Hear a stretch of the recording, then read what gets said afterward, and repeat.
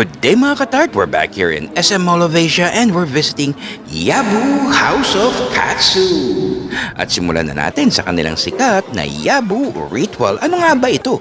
You'll be served with sesame seeds na iyong igagrind. The next, syempre, ipopour mo ang Tonkatsu sauce over it.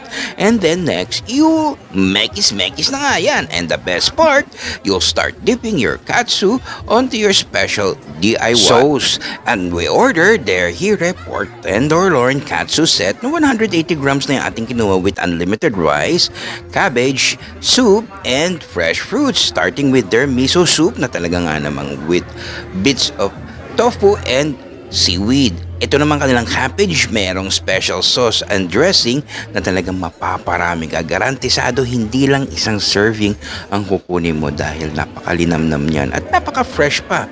Diba? Eto nga hindi lang isa kundi napakaraming serving pa ng cabbage ang aming in-order. Then we started dipping our katsu sa ating DIY special sesame sauce na ginawa at syempre napakasarap i-partner sa kanilang rice. Nga pala ang choice nyo either white or brown rice meron sila.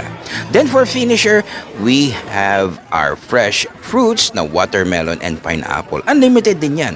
So ano pang iniintay nyo? Sugod na sa Yabu!